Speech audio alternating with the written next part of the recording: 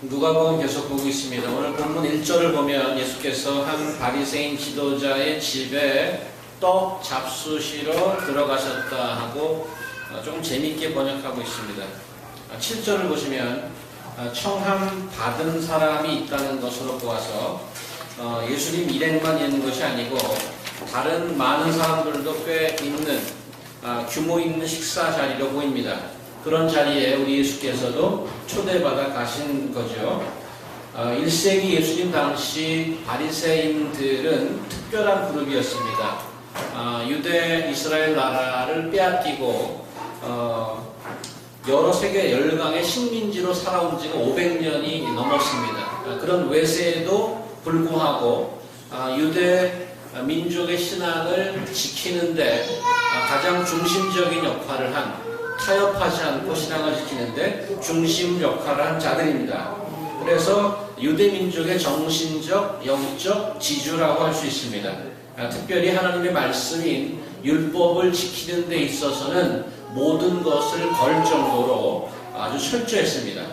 오늘 말씀은 이러한 바리새인 지도자들 중에 한 사람이 베푼 잔치 자리에서 벌어진 일을 기록한 기록입니다. 업타운 박 목사님 별명을 들은 적이 있어요. 뭔지 아십니까?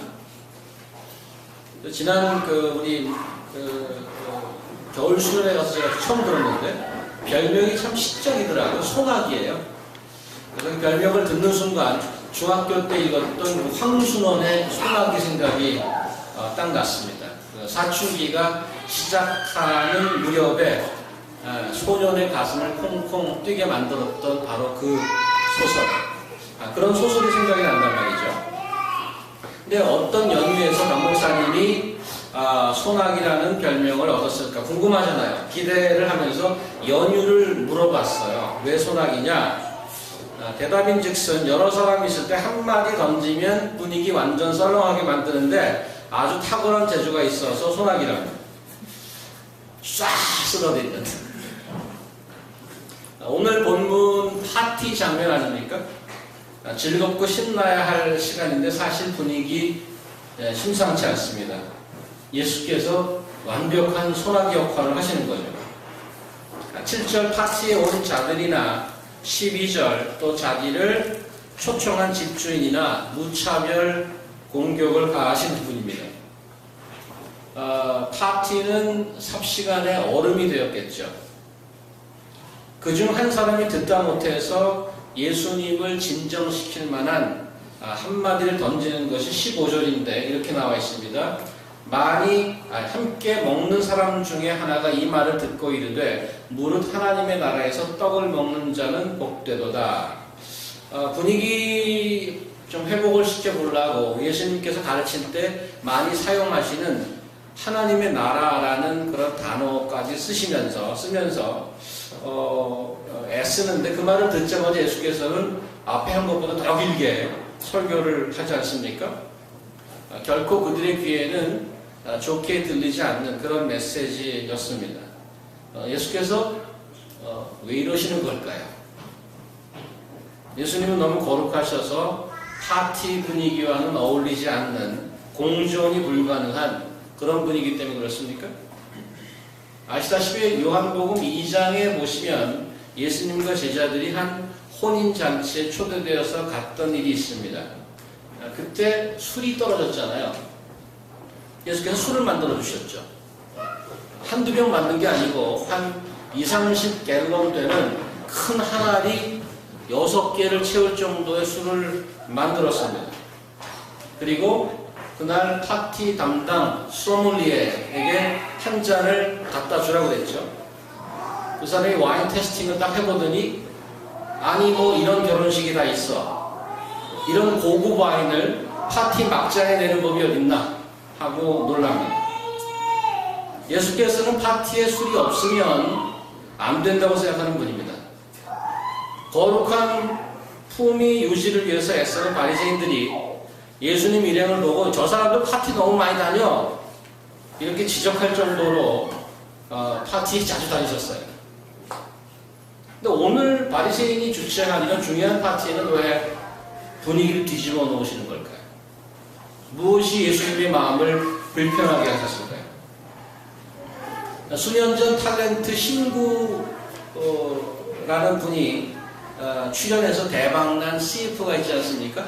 그 광고 카피가 이렇게 나가죠. 니들이 개맛을 알아? 그거 아세요? 그래서 그 말 따라서 그 이후에 수많은 패러디가 생겼죠. 오늘 본문 제일 뒤 24절 한번 보시면 내가 너희에게 말하노니 전에 청하였던 그 사람들은 하나도 내 잔치를 맛보지 못하리라. 예수께서 그걸 이렇게 말씀하시는 것 같습니다. 니들이 파티 맛을 알아? 매 주말이면 수많은 사람들이 파티를 열고 클럽에 가고 잔치에 가고 하지만 파티의 진정한 의미가 뭔지는 모르고 다니는 것입니다. 파티의 끝은 늘 필름이 끊기는 싸움질이라든가 아니면 냄새나는 변기통을 붙잡고 끝나기 일쑤죠. 오늘 파티에서 소나기가 될 수밖에 없었던 우리 예수님.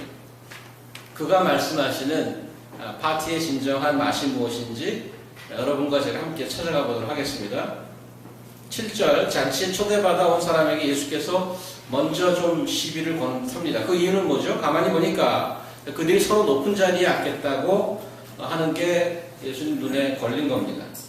이들이 서로 치고받고 싸우지는 않지만 높은 자리에 앉겠다고 말없이 날카로운 눈치전쟁을 벌이는 게 너무 눈에 띈단 말입니다. 마태복음 23장을 한번 보겠습니다. 다른 구절에 파티 장면이 나오는데 제가 읽겠습니다. 마태복음 23장인데 이에 예수께서 무리와 제자들에게 말씀하여 이르시되 서기관들과 바리새인들이 모세의 자리에 앉았으니 그러므로 무엇이든지 그들이 말하는 말을 행하고 지키되 그들이 하는 행위는 본받지 말라. 그들은 말만 하고 행하지 아니하며 또 무거운 짐을 무거 사람의 어깨에 지우되 자기는 이것을 한 손가락으로 움직이려 하지 아니하며 그들의 모든 행위를 사람들에게 보이고자 하나니고 그 경문띠를 넓게 하며 옷수를 길게 하고 잔치의 윗자리와 회당의 높은 자리와 시장에서 문안 받는 것과 사람에게 납비라 칭함을 받는 것을 좋아하느니라. 그러나 너희는 납비라 칭함을 받지 말라. 너희의 선생은 하나여 너희는 다 형제니라. 땅에 있는 자를 아버지라 하지 말라. 너희의 아버지는 한 분이시니 곧 하늘에 계신 이시니라. 또한 지도자라 칭함을 받지 말라. 너희는 지도자는 한 분이시니 곧 그리스도시니라. 유대민족의 지도자, 영적 지도자, 정신적인 지주인 바리새인들과 서기관들이 왜 회당이나 잔치에 가면 높은 자리에 앉기를 원한다고요? 왜 특히 사람이 많은 마켓플레이스 가면 목에 힘주고 악수하기를 좋아한다고요? 인사받기를 좋아한다고요? 인간의 본성이라는 생각이 들지 않습니까? 사람들로 하여금 인정받는 것, 칭찬 고래도 춤추게 한다? 그런 말도 있지 않습니까? 인간이면 누구에게나 사람들에게 인정받고 싶은 그런 것이 본능 아니겠습니까? 예수님 눈에는 그게 좋아 보이지 않습니다. 늘 히포크리트, 위선자라고 야단 맞습니다. 예수님이 오늘 하시는 말씀이 뭐죠? 윗자리에 앉지 말라. 왜요? 처음 윗자리에 앉았다가 주인이 와서 당신 그 자리에 아니야 내려와 하면 얼마나 굴욕이냐 이거죠. 아예 처음부터 끝자리에 앉아있으면 어이 저 위로 올라가 앉으시죠. 그럼 나중에라도 you will be honored. 윗자리로 영전에 갈 수 있지 않겠느냐. 어떤 겸손이 주는 비밀이라고나 할까요? 얼마나 지혜롭습니까?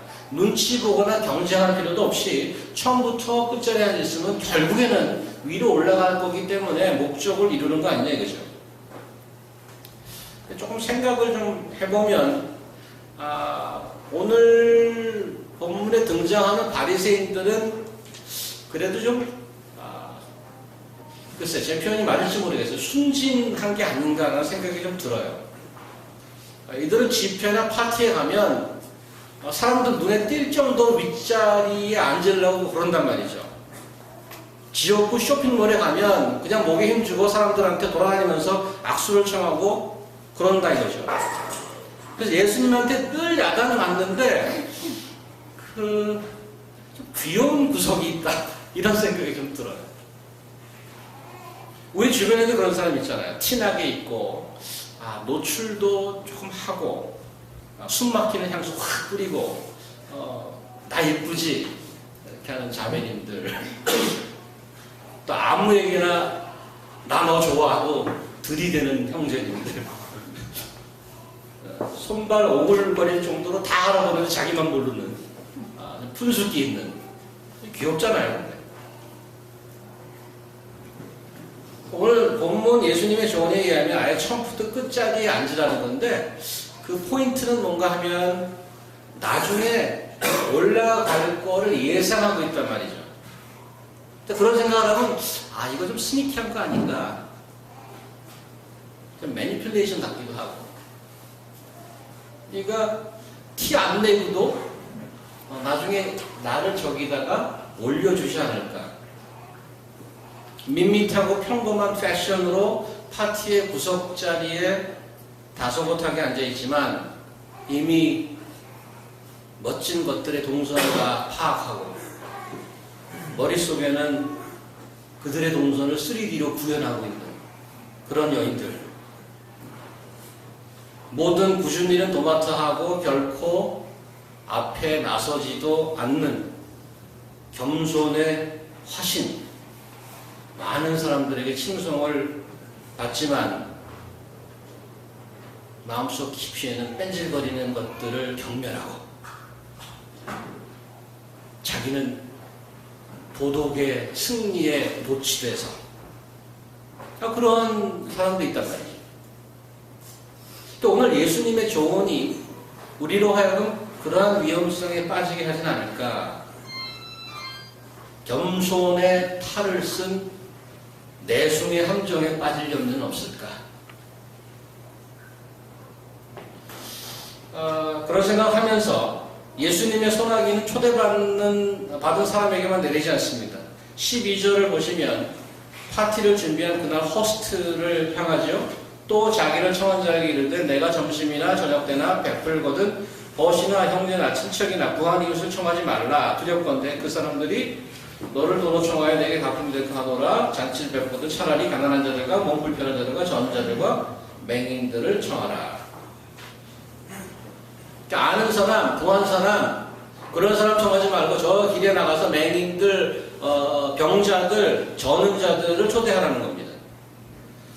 이렇게 말씀하신 것의 근거가 뭔가 하면 그런 사람들 데리고 오면 they cannot repay you.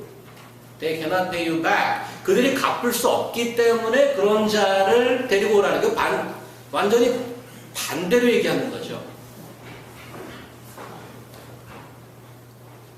거꾸로 얘기하면 지금 주인한테 뭐라고 그러냐면 당신 지금 파티에 온 사람들이나 다 머릿속에 계산하고 부른 거 아니냐 이거죠. 온 사람이나 초대한 사람이 어떤 이슈나 목적성을 가지고 파티를 연 게 아니냐 이렇게 지적하는 겁니다. 2011년 한국 기업의 적대비 규모가 8조 3천억 원입니다. 국세청에 신고된 금액만 그렇습니다. 신고 안 된 것까지 합치면 maybe times by 2 or 3.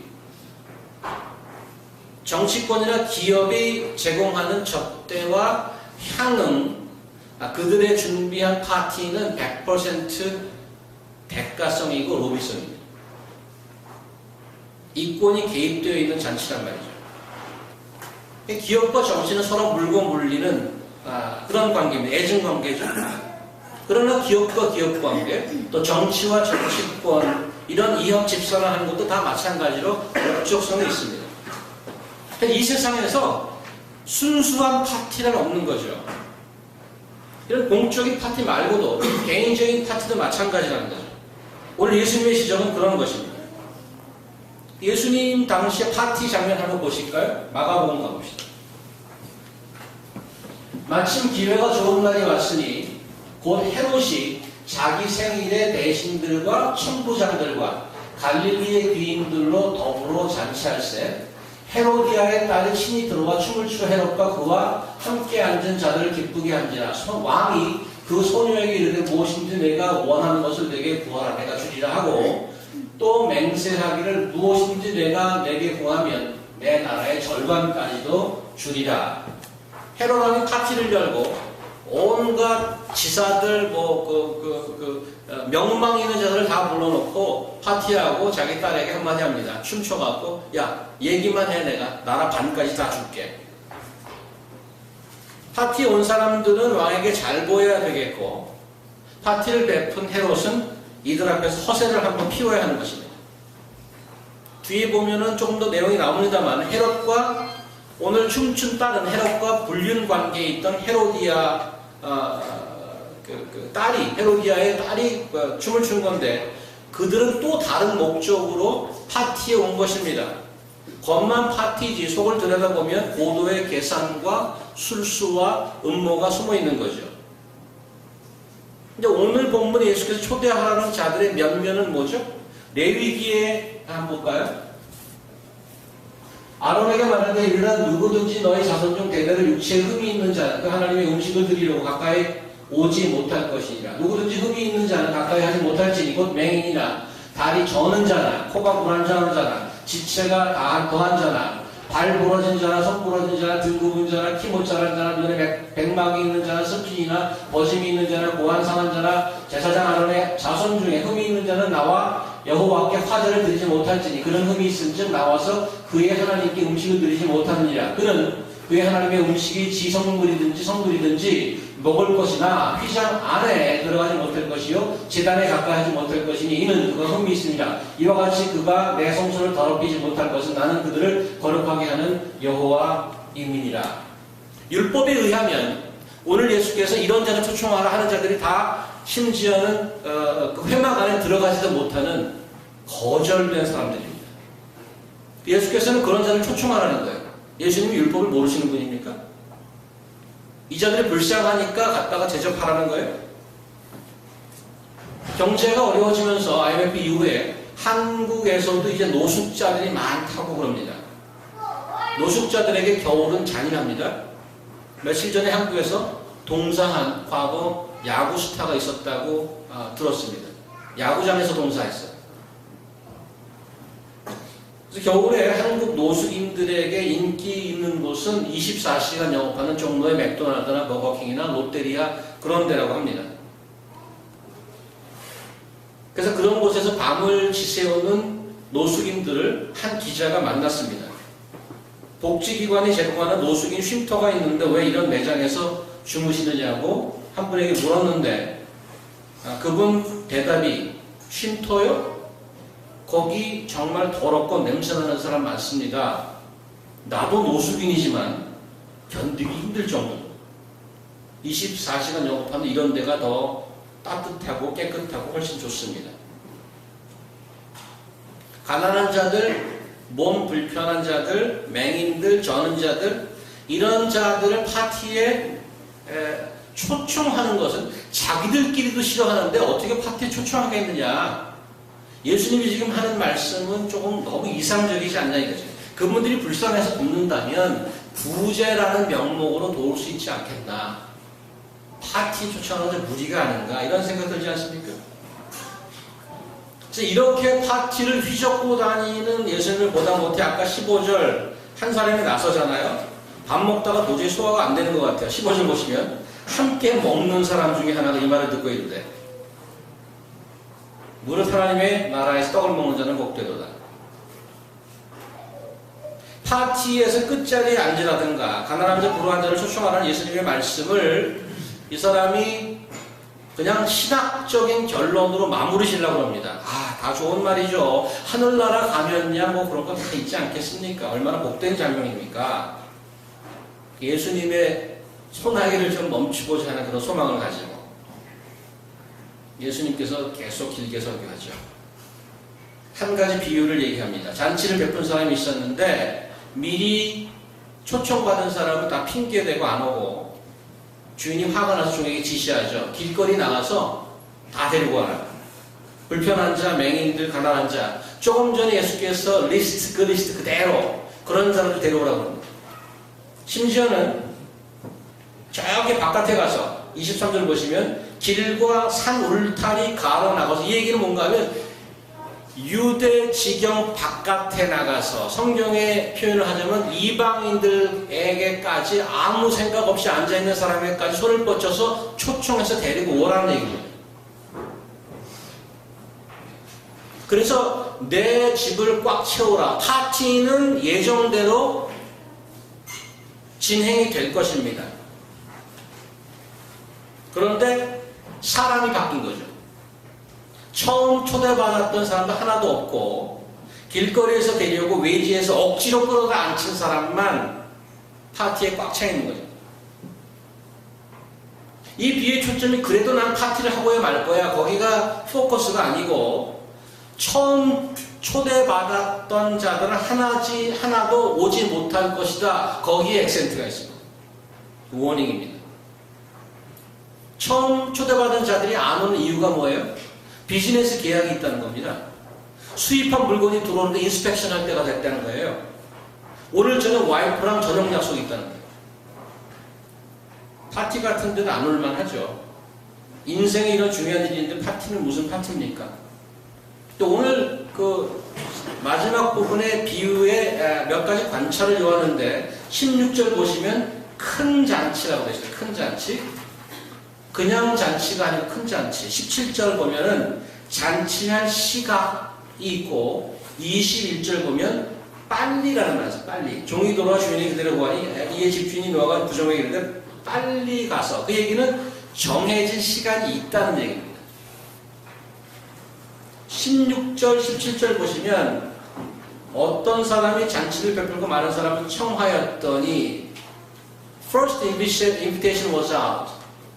그리고 17절 잔치할 시각에 그 청하였던 자들을 종을 보내어 이르되 This is confirmation. 더블 인비테이션이에요. 이미 초대는 나갔고 confirmation 하려고 종까지 보내는 것입니다. 지금 이 뒷부분의 15절 이후의 비유는 하나님 나라라는 어떤 사람의 언급에 대한 대답으로 나온 비유 아닙니까? 그래서 이 비유는 그냥 캐주얼한 파티를 얘기하는 것이 아니고 하나님 나라에 대한 비유라는 말입니다. 하나님 나라의 초대는 세상 어떤 일보다도 중요한 초대죠. 그리고 이 파티는 초대받은 사람만 오는 거예요. 여기 보면 다 초대받은 사람이에요. 그냥 오는 사람 하나도 없어요. 미리 초대받던 나중에 오던 초대받은 사람만 들어오는 파티입니다. 그런데 모두 초대받았어요. 그래서 아무 생각 없이 길에 앉아있던 사람, 병 걸린 사람, 상처받은 사람, 눈먼 사람, 심지어 외국에서 파티에 대해서 들어보지도 못한 사람까지도 억지로 끌고 나와서 앉았단 말이죠. 그래서 이런 파티에 안 올 수 있는 유일한 방법이 한 가지 있는데 오늘 본문에 의하면 그래서 only one way that you cannot go into that party is your own rejection. 유일한 방법은 본인이 더 중요한 일이 있다고 핑계대고 거절하는 것, 그것만이 여러분이 그 파티에 안 갈 수 있는 방법. 아이러니한 것은 아무 생각 없이 살다가 끌려온 사람은 가득 찼는데 미리 정식으로 초대받은 사람, 컨포메이션 콜까지 간 사람은 없더라는 거예요. 오늘 전체 이야기는 사실 1절 안식일에 일어난 사건으로부터 시작된 것을 기억해야 합니다. 안식일에 수종병 걸린 자를 고쳐준 것으로부터 사건이 시작되는데 안식일에 병 고쳐주는 것이 합당하냐? 아무 소리 없죠. 5절 다시 반문하죠. 너희 중에 누가 그 아들이나 소가 우물에 빠졌으면 안식일이라도 끌어내지 않겠느냐? 또 잠잠하죠. 그 이후에 잔치 얘기가 나오는 겁니다. 그래서 안식일의 원리를 알고 잔치 얘기를 좀 들으면 조금 더 그림을 클리어하게 볼 수 있는데 안식일의 원리를 퀵클리 좀 짚어보겠습니다. 창세기 1장 나옵니다. 하나님이 지으신 그 모든 것을 보시기에 심히 좋았더라. 저녁에 되고 아침에 이르는 6째 날이니라. 천지와 만물이 다 이루어지니라. 하나님이 그가 하시던 일을 일곱째 날에 마치시니 그가 하시던 모든 일을 그치고 일곱째 날에 안식하시니라. 하나님이 그 일곱째 날을 복되게 하사 거룩하게 하셨으니 이는 하나님이 그 창조하시며 만드시는 모든 일을 마치시고 그날에 안식하셨음이니라. 안식일을 복을 주시고 거룩하게 했는데 그 이유가 6일 동안 창조하시고 쉴 때 쉬셨다는 거예요. 피곤해서? 하나님 피곤하십니까? 피곤해서 쉰 건 아니죠. That's for certain, isn't it? 근데 쉬셨대. 그리고 그날을 복주고 그날 거룩하게 하래요. 비슷한 맥락에서 출애굽기가 나와요. 출애굽기 보십시오. 이 10계명 중에 나오는 안식일을 기억하여 성일로 지키다가 이렇게 나옵니다. 안식일을 기억하여 거룩하게 지키라. 엿새 동안 힘써 내 모든 일을 행할 것이나 일곱째 날은 내 하나님 여호와의 안식일인즉 너나 내 아들이나 내 딸이나 내 남종이나 내 여종이나 내 가축이나 내 문화 내 원문은 객이라도 아무 일도 하지 마라. 이는 엿새 동안에 여호와가 하늘과 땅과 바다와 그 가운데 모든 것을 만들고 일곱째 날을 쉬었습니다. 그러므로 나 여호와가 안식일을 복되게 하여 그날에 거룩하게 하였느니라. 아까 창세기 1장 안식일을 기억하여서 성일로 지키라는 얘기, 거룩하게 한다는 얘기는 바로 right after creation. 천지 창조를 하자마자 그 얘기 나오고 10계명에 다시 한번 얘기하고 있습니다. 거룩하다는 말은 by definition 거룩하다는 말은 따로 띄우는 겁니다. Set apart for God, to God. That's what holiness means. 하나님을 향해서 따로 떼어놓는 것을 거룩이라고 합니다. 그래서 하나님께서 지금 안식일을 거룩하게 하라는 얘기는 안식일을 따로 떼어내서 하나님을 향하라는 얘기인데 그 얘기는 뭔가 하면 하나님께서 지어놓으신 완전하고 완벽한 창조를 appreciate하고 celebrate하라는 것입니다. 이를 쉬라는 얘기는 나의 먹고 마시는 것입니다. It's not come from me. I am confessing that when I have a rest on the Sabbath day, my claim is all my energy come from you by resting. 그 celebration 하는 겁니다. The perfect creation. 신명기 가면 10계명에 관한 얘기 한 가지 더 나오는데 거기서 같은 안식일 기억하여 성일로 지키라는 말을 조금 바꿔서 나옵니다. 신명기 5장 내 하나님 여호와가 너에게 명령한다. 안식일을 지켜 거룩하게 하라. 엿새 동안 힘써 내 모든 일을 행할 것이라. 일곱째 날은 내 하나님 여호와의 안식일인즉 너나 내 아들이나 내 딸이나 내 남종이나 내 여종이나 내 소나 내 낙이나 내 모든 가축이나 내 문화에 유하는 객이라도 아무 일도 하지 못하게 하고 내 남종이나 내 여종에게 너같이 안식하게 할지니라. 너는 기억하라. 이게 이유, the reason why they need to have a rest, why they observe as holy. 너는 기억하라. 내가 애굽 땅에서 종이 되었더니 내 하나님 여호와가 강한 손과 편팔로 거기서 너를 인도하여 내었나니 그러므로 내 하나님 여호와가 내게 명령하여 안식일을 지키라 하느니라. 창세기와 출애굽기에서는 안식일을 지키라는 이유가 창조에 있었어. Because of creation. 신명기에는 because of his salvation. 안식일을 기억하고 지켜야 하는 이유를 하나님의 구원이 그 근거로 제시되고 있어요. 근데 창조와 구원은 두 가지 다른 개념이 아닙니다. 구원이 뭐예요? 창조의 원래 이미지, 원래 목적을 회복하는 것입니다. 그 종점은 같습니다.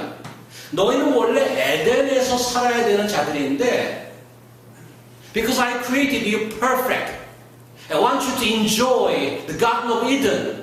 You're supposed to live in Eden, but for 400 years you lived as slaves. Now I saved you to live back in Eden, in the promised land. 너는 원래 에덴에서 살아야 자들인데 이집트에서 종살이 하지 않았냐. 이제 구원받았으니 에덴의 삶을 살아라 이겁니다. 하나님께서 우리를 지으시고 참 좋았더라 하신 그 축복과 은혜를 누려라입니다. 그래서 안식일이란 필요하고도 충분한 넘치는 하나님의 창조와 구원의 축복을 celebrate 하는 거란 말입니다. Okay, that is a principle. Let's go back to our text. 그러니까 본문으로 돌아가면 바리새인들이 안식일을 지키려는 노력은 타의 추종을 불허합니다. 그 일은 that's good thing to observe. 그런데 그러다 보니까 주객이 전도되는 일이 생기더란 말이에요. 1절 마지막에 보면 엿보고 있더라라는 말이 있어요. 이 말은 남들이 지키나 안 지키나 보는 겁니다. 하나님의 창조와 구원을 찬송하고 기뻐하고 celebrate 해야 될 시간이 감시하는 시간으로 변한 겁니다. 우리도 그런 위험에 빠질 수 있습니다. 너무 신앙생활을 완벽하게 하다 보니까 그러지 못하는 사람이 눈에 띄게 돼 있어요. 쟤는 왜 저래? 실눈이 되죠. 눈이 작아지잖아. 그래서 눈 좀 크게 뜨세요. 하나님의 축복을 예배할 시간에 뒷담화 시간으로 끔찍한 변신을 하잖아요. 하나님의 형상으로 지은 바 된 사람이 병에 걸렸어요. 수종병에. 속히 회복하여서 그 형상을 회복해야 되지 않겠느냐. 고쳐서 하나님의 창조와 구원을 예비하는 안식일은 이 사람을 고치는데 베스트 타이밍 아니겠느냐. 안식일에 대해서 파티하는 것이 얼마나 best, appropriate occasion인가. 그런 파티에서 겸손해야 하는 것 누구도 부인할 수 없는 사회적 미덕 아닙니까? 그런데 너희가 윗자리를 선호하면 되겠느냐? 아랫자리에 앉아서 섬겨야지. 그렇게 안 하는 놈들은 다 믿음이 없고 교양이 없는 것들이야. 파티의 끝자리에 앉으라는 것이 그런 이유가 아니란 말이에요. 하나님의 나라에서는 자리가 상관이 없다는 얘기를 하는 겁니다. 윗자리에 앉으려고 날카로운 눈치 싸움 벌이는 것이 아니고 끝자리에 앉아서 겸손을 떠는 것이 아니고 그런 것들은 다 하나님의 나라의 원리를 이해하지 못하는 거라는 겁니다. 하나님께서 이미 나를 완벽하게 지어주셨고 나를 구원하셔서 회복해 주셨기 때문에 그분 이외에 다른 어떤 거라도 자리 싸움이나 인맥이나 학연 갖고 나를 증명할 필요가 없다는 거예요. That doesn't work for me as a son and daughter of God. All my power and resource comes from Him only. 이제는 내가 어떤 자리에 앉는가는 that's irrelevant. 상관이 없는 거예요. 끝자리에 앉으라는 것은 그런 것의 상징적인 얘기입니다. It doesn't really matter. 하나님으로 이미 충분한 거예요. Then you're free to enjoy the party. 그런 자가 파티를 완벽하게 즐길 수 있는 거라는 거죠. 남의 동선을 파악하지 않아도 되고 겸손을 떨지 않아도 된단 말이에요. 완전 자유하게 하나님의 축복을 인조할 수 있단 말이죠. 갚지 못할 자들을 파티에 초청하는 예수님의 말씀도 동일한 맥락이죠. 이제는 우리는 학연이나 지연이나 인맥이나 스펙을 쌓지 않아도 될 자라는 거예요. 그렇게 하는 사람은 뭐예요? 아직도 거기서밖에 내가 에너지를 얻을 수 없다는 거죠. 나는 줄을 서야지 살아갈 수 있는 자야. 나는 가방끈이 있어야 그거라도 붙잡고 살아갈 수 있는 자야. 그렇게 얘기하는 거란 말이죠. 근데 사회적으로 하나도 우리에게 페이백할 수 없는 초청한다는 얘기는 I am free to serve anyone. 나는 이미 하나님께서 완벽하게 창조해 주셨고 이미 나는 긍휼을 받은 자이기 때문에 이미 나는 복된 자리에 앉은 자이기 때문에 그 자들이나 나나 다 동일하다. Same before the Lord. 아직 줄서기하고 아직 연줄을 찾는다는 얘기는 하나님의 창조와 구원이 is not enough. 그래서 나름대로 여러분 출구 전략을 짜는 거죠. 반대로 파티 구석에 가서 구석자리든 중간이든 어디에 앉으나 해피한 사람, 냄새나는 노숙자가 있으나 권력의 상징인 회사 오너와 있으나 정치가 와 있으나 대통령이랑 있으나 상관없이 자유한 모습을 보이는 것은 무엇입니까? 내 인생을 움직이는 원천은 그런 게 아니라고 데몬스트레이트 하는 거예요. I'm free. 내 인생은 나를 지으시니, 나를 구원하시니가 That's real. I want you to be the proof to the world that my life only stands because of Him who creates me and saved me. 자, 우리 CMC가 얼마나 행복한지 모릅니다, 사실. 왜인지 아십니까? 지금 제가 설명드린 그 하나님 나라의 glimpse, 힌트를 not really fully, but 언뜻 볼 수 있기 때문에 그렇습니다. 하나님 나라의 잔치의 그 뱅퀴의 향을 조금이나마 맡을 수 있기 때문에 행복합니다. 세상 부러워하는 유수 대학의 박사님들과 영어 연수생들이 아무렇지도 않게 공존하는 공동체.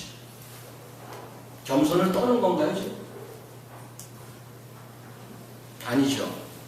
우리는 그런 것으로 사는 자가 아니라는 것을 알기 때문에 그럴 수 있습니다. 과학자, 건축가, 교수, 엔지니어, 예술가, 디자이너. 세상에서 랭킹 탑 1%에 드는 직업의 종사자들과 우글거리는 백수들이 공존하는 것.